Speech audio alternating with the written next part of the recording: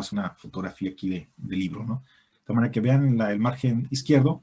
Entonces, por mencionar algo, está la X y la Y. Entonces, podemos decir que esto es un individuo masculino. Entonces, esto es lo que caracteriza a una muestra real. Esto es una muestra real y donde en la práctica real lo que hacemos es juntarlos de tal manera a tenerlos así, pero no me refiero a acomodarlos, sino cuando el microscopio está conectado a una pantalla, podemos marcarlos con un plumón, que no sea un plumón permanente, por supuesto, le ponemos, por ejemplo, 1, 1, 2, 2, 3, 3, 4, 4, 5, 5, y ahí nos vamos. De repente hay algunos que están traslapados y se nos complica identificarlos un poquito porque están encimados. Bueno, lo dejamos y después vamos descartando. De tal manera que este, por ejemplo, ¿a cuál se parece? El que estoy señalando con el cursor. ¿Dónde estará su par? Ahorita ahí de momento en la pantalla podemos decir, pues, ¿cuál se parece, no? De acuerdo a las características de los brazos, de acuerdo a las bandas. Y digo este porque sí creo que es fácil ubicarlo. Bueno, relativamente fácil. Exacto. Ese es el que está su par. Y así nos vamos a ir yendo, de tal manera que a veces nos pueden sobrar, a veces nos pueden faltar. Cuando tenemos que falta o sobra alguno de esos pares, ya tenemos un síndrome. O a veces no es nada más uno, sino que entre los pares puede faltar o sobrar uno, o dos, o tres. Entonces, un mismo individuo puede tener diferentes síndromes. Entonces, si solo en un segmento, en un gen, en estas bandas, hay una diferenciación, hay un problema en cuanto a esas réplicas, pues ya tenemos un problema de deformidad, un problema teratogénico. Imagínense cuando falta todo el cromosoma completo. Pues ya es un problema de formación. Entonces, vamos a tener esta característica, nos vamos a los ejemplos como tal, y vamos a tener esto. Ahí están formaditos. ¿Qué falta o qué sobra de ahí? ¿Alguien me puede decir? Y están numerados. ¿Qué falta o qué sobra? Falta el Y. ¿Falta el Y o falta el X? Si fuera el Y es porque es hombre, si fuera una X es porque fuera mujer. Aquí falta algo. Tenemos un individuo que, desde el punto de vista sexual, aquí pues hay un problema, hay un error. Entonces, esto es un problema. Y esto se denomina síndrome de Turner. Entonces, ya por faltar uno de estos, falta el Y, ya tenemos un síndrome de Turner. Pero habrá, esto le falta. Pero este es un ejemplo clásico cuando le sobran. Aquí está el par y uno más. ¿Dónde? En la trisomía 21. Este es un hombre. Y esto, digo el clásico ejemplo porque creo que lo pueden identificar. ¿Cómo se denomina este síndrome? Down. El Down. El síndrome Down. Una trisomía 21. O sea, tiene un cromosoma de más en el 21. Igual puede estar en el 18, ¿no? Por ejemplo. Pero este es para denotar de que puede tener que le falte o bien que le sobre. Y en este mismo trisomía 21 puede ser un hombre o bien puede ser una mujer. Entonces, en cualquiera de los casos, claro, que habrá unos síndromes que se presentan más en hombres o en solo hombres o en mujeres o en solo hombres. Va a haber prevalencia ya con la base de datos a través de la historia, donde hay un sesgo dependiendo del síndrome, pero habrá otros que es indiferenciado, que tanto se presenta entre el hombre y la mujer de manera semejante o con la misma frecuencia, más o menos, desde el punto de vista estadístico, ¿no? O numérico, en número de casos. Entonces vamos a tener esto. Y vean, este color denota el azul, denota a los hombres, y vean dónde está. Y este color denota a las mujeres, y vean dónde está. Es del libro y está al revés el color, por cierto. La denotación que le damos generalmente. Entonces, vamos a tener esas situaciones. Entonces, cuando estamos hablando de la maduración sexual desde el punto de vista de la biológica, estamos considerando actualmente que es de menos de 12 años hasta más de los 14 años. Entonces, vean, el intervalo es muy grande cuando empieza la edad biológica, donde nacemos, nos vamos desarrollando, vamos creciendo y tenemos una maduración sexual desde el punto de vista biológico. Luego crecemos, envejecemos, bueno, yo no, los demás envejecen y mueren. Entonces, vamos a tener esto. Haciendo un pequeño recuerdo, yo cuando llevé esta materia fue en el segundo semestre de 1990. Esta tablita no estaba hasta acá, estaba de más o menos de 13 años en adelante. Dos razones, a lo mejor no se tenía la información, o bien, dada la situación del medio ambiente y las condiciones y la calidad de la ingesta, como esto depende de un estado hormonal, ha incidido de manera significativa de tal manera que la maduración sexual, la edad para la maduración sexual ha disminuido de manera significativa. Estamos viendo menos de 12 años ya tienen la característica biológica para fecundar a través de los espermatozoides un óvulo. Entonces tenemos padres del punto de vista biológico maduros, no desde el punto de vista económico, educativo, cultural o de independencia. O sea, socioeconómicamente no son maduros, pero desde el punto de vista biológico sí son maduros. Tenemos casos, aquí en Sinaloa, no necesitamos ir lejos, donde jovencitos de 12 años o menos de 12 años ya son padres. Tenemos ese problema. Y ahí donde muchas veces los médicos o futuros médicos tienen que incidir, así como parte, como si fuéramos un tanto psicólogos, es, ok, la característica o la libertad que nos da la naturaleza como tal, es la capacidad de reproducirnos, pero en estos momentos la edad temprana no es la adecuada. Desde el punto de vista biológico sí es posible, pero desde el punto de vista socioeconómico y cultural no es deseable. ¿Por qué? Porque no son maduros como para educar y mantener a ese producto. Entonces tenemos un problema. Y eso está acentuado en los diferentes estatus sociales.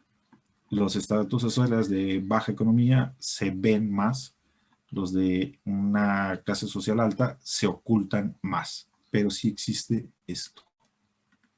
Entonces, tenemos que tener cuidado con eso y tratar de educarlos.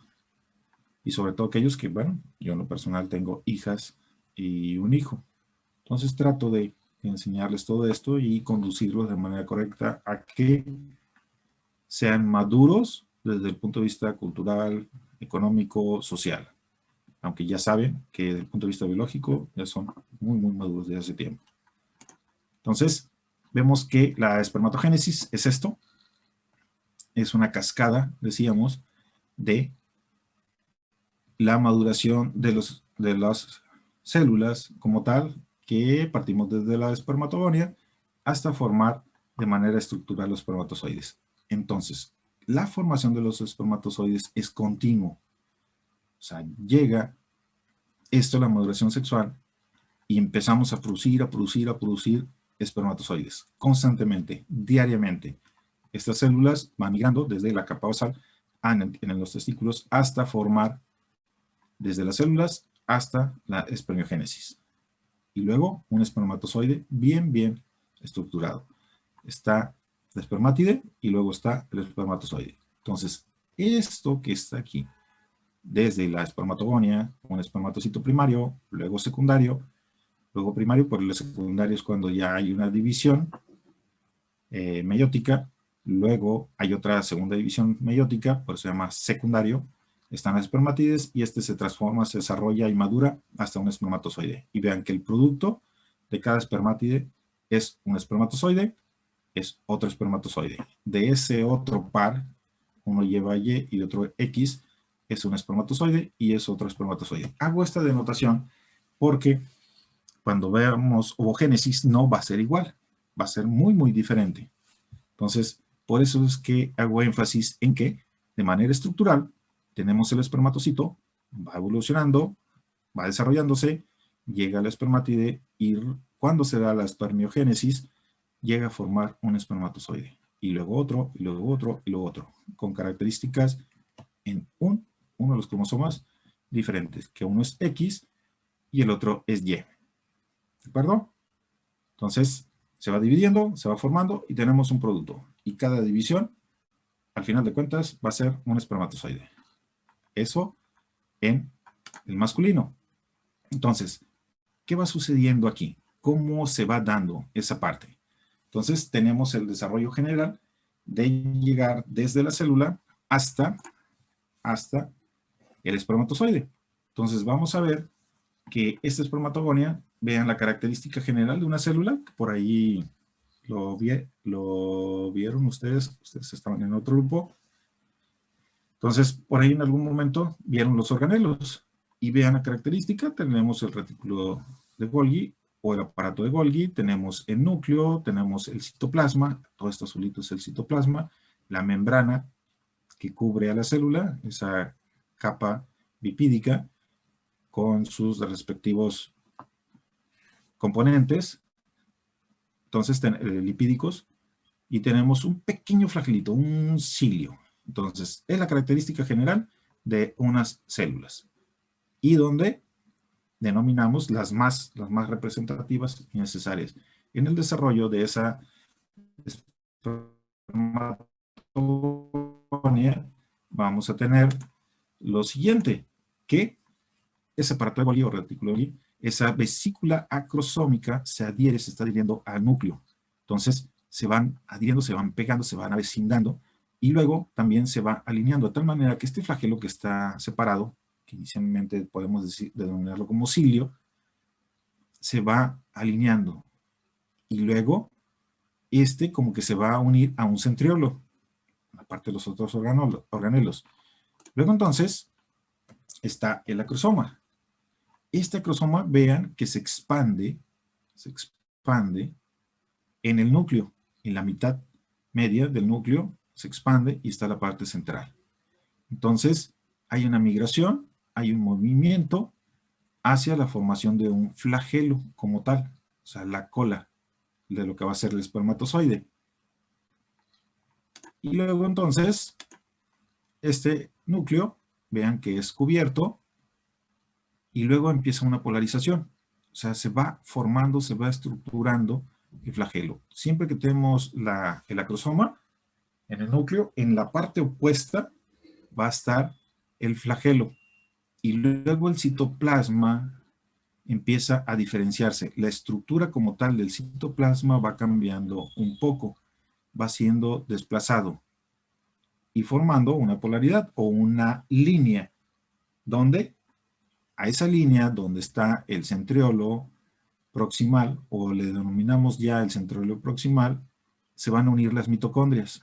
Esto se va a unir en el siguiente paso, donde el exceso de este citoplasma que está aquí se va eliminando. Las mitocondrias van a rodear la parte media o centriolo proximal. Entonces, esto se va desarrollando aún más el flagelo como tal. De tal manera que al final de cuentas está estructurado el espermatozoide. Y con un componente que le denominamos vaina mitocondrial, es el combustible, es el tanque de la energía que va a necesitar para que ese espermatozoide se pueda mover y se pueda desplazar utilizando el flagelo como si fuera una propela. ¿Se acuerdan en la célula, por ahí en histología, donde decían la parte energética son las mitocondrias? Es el combustible donde está almacenado. Bueno, esa unión de las diferentes mitocondrias o de la cantidad de mitocondrias que existe en esa célula, dentro de esa célula y donde está en el citoplasma, se van a fusionar, se van a unir para formar la vaina mitocondrial. Esto en la parte central. De tal manera que la estructura va a quedar con el acrosoma, el núcleo que lleva la información genética, la energía que va a necesitar para impulsarse este espermatozoide utilizando el flagelo como si fuera una propela.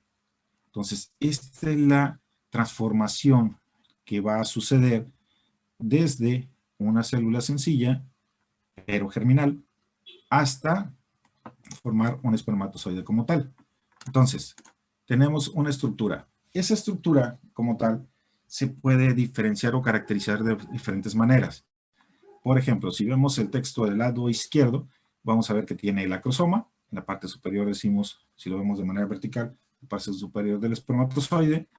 Luego tenemos el núcleo, donde va la carga genética. Luego tenemos el centriolo como tal, o cuerpo basal. Luego tenemos las mitocondrias, que es el campo de la energía. Y el axonema. Ese axonema es lo que es el flagelo como tal. Pero también lo podemos diferenciar desde el punto de vista estructural y morfológico, por supuesto, como la cabeza, entonces ya estamos simplificando, el cuello, la parte intermedia, la parte principal y la parte final. O bien, simplemente como cabeza y cola. Entonces, en los libros va a haber determinaciones diferentes, desde las unidades de medición, que más o menos son 5 micras o micrómetros, y del cuello hacia la parte distal de la cola va a ser aproximadamente 55 micras. Entonces podemos diferenciarlo de manera específica, de manera más o menos general o de manera general, cabeza y cuello. Entonces no les extrañe que de repente esté hablando o mencione un centriolo o una mitocondria referido a espermatozoides, o de repente diga la cabeza y cola. Entonces esa forma de identificar o de separar las partes de un espermatozoide, pues son válidos, ¿no? En función de la temática que se esté tocando en ese momento. Entonces, más adelante vamos a ver la morfología, una vez que terminemos la parte de gametogénesis, esta partecita, sobre la estructura y las partes anómalas que se pueden dar. Entonces, aquí está la sucursal, donde tenemos los espermas, aquí es la elaboración, aquí es la fábrica de ellos, en los túbulos seminíferos, dentro del testículo. Aquí se va a producir desde que al inicio, decíamos, separamos en 4 partes y uno del origen son iguales, independientemente femenino o masculino, pero una vez que se identifican y se empiezan a formar las células germinativas, pues ya cuando va hacia el desarrollo de femenino o de masculino son muy diferentes. Entonces estamos en el masculino, entonces vamos a ver que aquí sucede algo. Aquí en los testículos, donde se desarrollan la cabeza, segmento medio y cola de los espermatozoides. Y esto, ¿cómo se sucede? ¿Cómo se da? ¿O dónde se da? En la parte interna, viendo de la manera más ilustrada, vamos a tener esta característica. Esta es la parte interna de el testículo. Entonces vamos a ver segmentos o tabiques, donde esos hay una gran cantidad de túbulos rectos. Túbulos cuando ya estamos hablando después de la maduración sexual. Antes de los túbulos son cordones.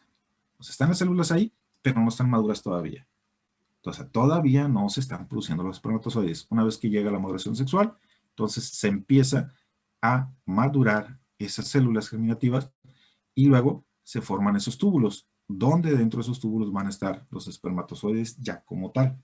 Pero, insisto, una vez que madura desde el punto de vista biológico el organismo masculino. Entonces vamos a tener toda una cobertura, un soporte de las túnicas, por ejemplo, las 2 túnicas, los túbulos, vamos a tener un almacén de conductillos diferentes, y luego cuando hay necesidad o cuando hay la excitación suficiente para evacuarlos, va a ser a través de un conducto deferente. Entonces hay toda una red donde van a estar almacenados.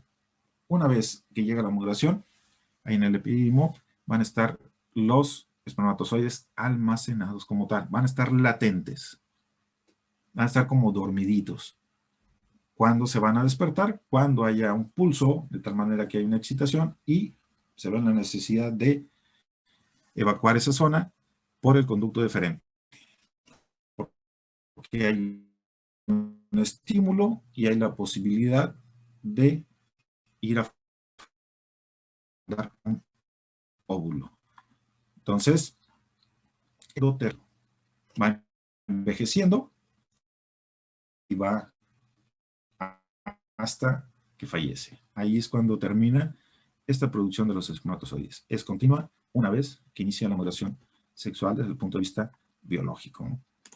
Entonces, decía que cuando está la pubertad, cuando son jóvenes o muy jóvenes, está formado por cordones. Ahí están las células sustentaculares o las células espermatogénicas. Cuando empieza la maduración, desde el punto de vista biológico, la etapa adulta, decimos, insisto, la etapa adulta desde el punto de vista biológico, ¿no? Están los túbulos. Estos mismos se convierten en túbulos seminíferos. Entonces, van a ir, esas células espermatogénicas van a ir madurando. Al lado van a estar células de Sertoli que van a estar impulsando para la maduración de esas células espermatogénicas. Entonces, en este pequeño como triángulo, lo vamos a ampliar y vamos a ver esta figura. De tal manera que vamos a ver desde la capa basal, o sea, desde la capa que tiene esos tabiques, donde están toda esa red, entonces vamos a tener las espermatogonias. Así se llama el inicio de este tipo de células que van a ir hasta la maduración. Entonces, tenemos las espermatogonias, luego en un intervalo de 2 meses, este que está aquí va a ir creciendo, se va a ir desarrollando, se va a ir dividiendo a un espermatocito 1, se va a ir dividiendo, va a ir a un espermatocito 2, y luego se van a formar las espermátides, y una vez maduran las espermátides, desde el punto de vista estructural, se van a formar los espermatozoides. Esto es a un intervalo de 2 meses. Ojo, no significa que cada 2 meses se tenga una cantidad considerable de espermatozoides. No, es que una célula de inicio para cuando sea un espermatozoide maduro es 2 meses. Pero hay millones de células que constantemente están madurando. De tal manera que día con día hay una alta productividad de maduración de los espermatozoides. Entonces tenemos las diferentes células sustentadoras, decía, y las células que denominamos espermatogonias. Esto va a ir almacenado en la luz del túbulo, en la parte del medio, digámoslo, donde van a ser almacenados, ahí van a estar latentes para cuando reciba un estímulo de excitación, el testículo, entonces tenga que evacuar esa zona. Pero igual, la producción va a continuar. Entonces, la fotografía del libro, que es una fotografía real, hay varios túbulos y así se ven. Ya no es de manera gráfica, esto es a través de una tinción, un corte histológico. Vean la pared, la membrana, tenemos las células y hacia adentro todos estos vellos son los flagelos. Hay millones de espermatozoides ahí madurando constantemente, a diario, y así se ven cada uno de los túbulos. Entonces es una larga capacidad que tienen los túbulos de ir almacenando. Entonces, dado los tamaños y la formación y maduración de ellos, se producen de manera significativa desde el punto de vista numérico. Esta me lo voy a brincar porque está muy borrosa. Algo hice mal por ahí, o copié mal, o algo sucedió. Entonces, no vamos a esto.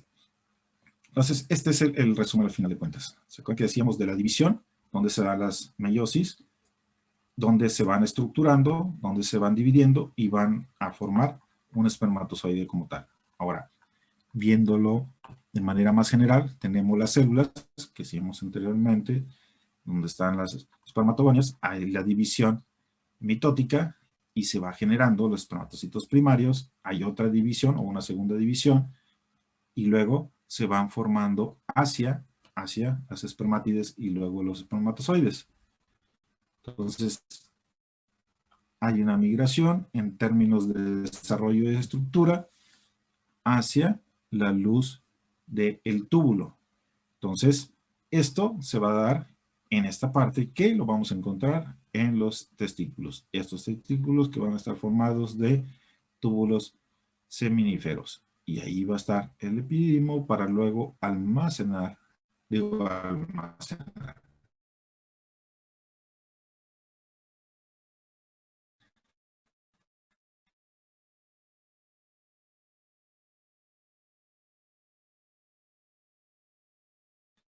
desalojar a través de decimos aquí, necesito hacer pequeñas pruebas, está muy interesante el video, no es nuevo, pero está muy interesante sobre la producción de los espermatozoides. Entonces, tenemos en lo general esta parte. Ahora bien, ¿cómo se controla? ¿Qué sucede? Entonces, tenemos que en la parte superior izquierda tenemos la glándula pituitaria, tenemos el hipotálamo, que esto genera las diferentes hormonas como la LH y la FSH, que es el que estimula el desarrollo, el crecimiento, la maduración de los espermatozoides en los testículos. Y estos testículos a la vez producen la testosterona, que va hacia el hipotálamo. Lo mismo sucede en la mujer, pero esto ya va a ser enfocado a los ovarios. En el hombre se refleja, una vez la maduración, con el desarrollo de los músculos y la barba. Entonces empezamos a tener barba, decimos,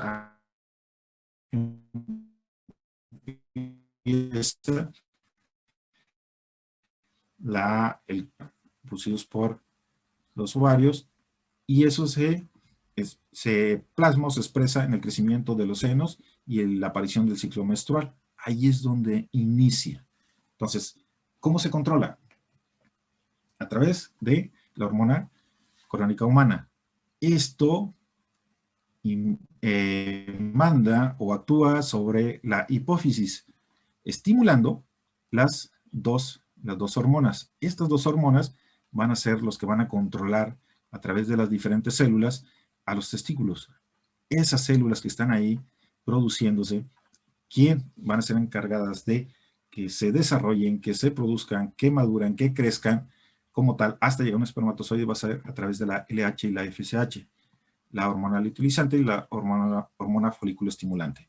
De tal manera que, a su vez, esas células de Leydig, decimos que son, al final de cuentas, la que son los espermatozoides, va a haber una generación de 30 millones por día de espermatozoides. Esto estimulado a través de la testosterona, que a su vez, esta testosterona va a controlar hacia la hipófisis y hacia el hipotálamo para regular las hormonas de la LH y FSH. También junto con la testosterona va a haber la inhibina, que van a controlar, van a hacer el equilibrio para la producción y maduración, crecimiento y maduración de los espermatozoides. Debe haber un equilibrio, por supuesto. Cuando tenemos un problema de desequilibrio hormonal, se refleja lógicamente en el problema de la producción y calidad de los espermatozoides. Entonces, tenemos un problema a veces en el equilibrio que puede ser multifactorial, puede ser genético o puede ser medioambiental. El clásico ejemplo que tenemos es sedentarismo, obesidad y diabetes. Esos tres siempre los estamos poniendo de ejemplo y en cualquier lugar se denota para tener un problema en la calidad y en la cantidad de los espermatozoides aquí. ¿Por qué? Porque influyen sobre el control de las diferentes hormonas que estimulan, pero también las que inhiben o guardan un equilibrio. Entonces tenemos un problema aquí. Entonces, esto se expresa menos hacia el exterior en los hombres. En las mujeres se expresa más, porque aquí es constante, el desarrollo es constante y como que se nota un poquito menos. En el caso de las mujeres, que debe de tener o debemos tener un gran respeto, porque ellos tienen toda una complejidad en esto mismo, pero ellos tienen el detalle de cada 28 días hay que evacuar su parte que le decimos la menstruación. Imagínense. A veces nosotros nos quejamos de esto y resulta que las mujeres tienen mucho más que esto. Entonces, está potencializado el comportamiento natural y reproductivo de las mujeres. Entonces, debemos de considerar siempre que tenemos un problemita, tenemos una causa. Esto muchas veces inhibe la calidad aquí de los espermatozoides. Y a veces, por la falta de conocimiento o simplemente por el comportamiento de manera cultural del hombre, es echarle la culpa a la mujer. Y no es así.